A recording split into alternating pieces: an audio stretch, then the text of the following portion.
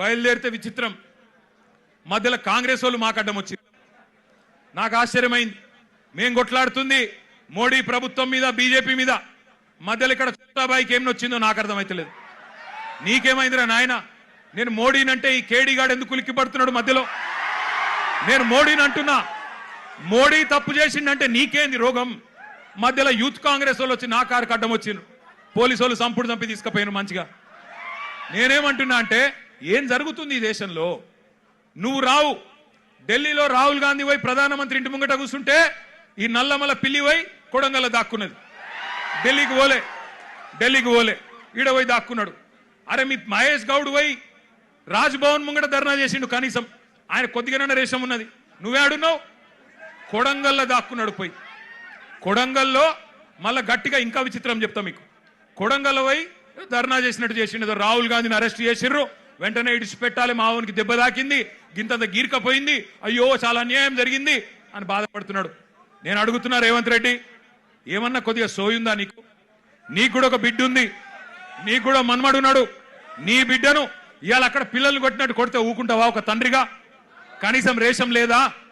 పిల్లలను గొడ్డులను కొట్టినట్టు కొడుతుంటే కనీసం స్పందన లేదు నీకు. ఢిల్లీ దాకా పోయి మరి మీ నాయకుడితో కూర్చునే ధైర్యం కూడా లేదు నీకు. ఇంకా మీదికెళ్ళి మోడీ గారిని, ధర్మేంద్ర ప్రధాన్ గారిని ఇవాళ ప్రధానంగా యువత డిమాండ్ చేస్తున్నది. జవాబు చెప్పండి అని చెప్పి మోడీ గారిని, ధర్మేంద్ర ప్రధాన్ గారిని అడుగుతుంటే మన చోటాబాయ్ ఈయనేం అడుగుతుండేరికేనా? కేసీఆర్ కేటీఆర్ తప్పటిదంతా. ఎక్కడ దొరికినవయ్యా నువ్వు? నాకు అర్థం కాదు. దేశమంతనేమో మీ నాయకుడు రాహుల్ గాంధీతో సహా మోడీ, ధర్మేంద్ర ప్రధాని ఇద్దరు రాజీనామా చేయాలని వాళ్ళు పెడుతుంటే నీకు కేసీఆర్ తప్ప ఇంకొకరు కళలు కూడా ఇంకొకరు యాదికి రాక మానరిగా నీకు. ఆ వెనకటికి ఒక సినిమా ఉంటుంది. ఆ సినిమాలు ఇంతకుముందు వచ్చేటప్పుడే మా అన్న ప్రశాంత్ రెడ్డి అని చెప్తున్నాడు. అదేందది? కుక్క కథ కదా. చిన్న పిల్లగాడు కూడా ఉంటాడు, వాని ఏం అడిగినా లాస్ట్కి ఏమంటే నాకు కుక్క కావాలి అంటాడు. అట్లా ఈయన కూడా అంతే. ఇక ఆయన నిద్రలో లేపు, ఈ ముఖ్యమంత్రిని నిద్రలో లేపు. అదో సినిమా పేరట, చిత్రం అట. అది చిత్రం, వీడు విచిత్రం. అంటే నిద్రలో లేపి అడిగితే కూడా కేసీఆర్ కేసీఆర్ కేసీఆర్. అరే నువ్వు ముఖ్యమంత్రి వీరా నాయన, కొన్ని ముఖ్యమైన పనులు చేయి. సిగ్గులేని మాటలు మాట్లాడుతున్నాడు. అదేదో పేపర్ లీక్కు నాకు సంబంధం అంట. మోకాల్కు బోడిగుండికి ముడిపెట్టుడంటే ఇదే. నేను చెప్పిన, అయ్యా రేవంత్ రెడ్డి, నీకేమన్నా సిగ్గు శరం ఉంటే నువ్వు చెప్పిన లేదా? పిల్లల్ని కోరేది ఒకటే, మీ కండగా అవసరమైతే నాకు విశ్వాసం ఉంది. ఎందుకంటే కేసీఆర్ గారు కూడా తల్లడిల్లిపోతా ఉన్నారు. మీ ఆందోళన చూస్తున్నాడు. ఆయన ఏం చూడకలేడు. సోషల్ మీడియాలో మీ మాట్లాడుతున్న మాటలు, మీరు ఒక్కొక్కరు చెప్తున్న ఆవేదన, మీరు ఏ రకంగా చేస్తున్న నిరసనలు, ఇవన్నీ కేసీఆర్ గారు చూస్తూనే ఉన్నారు.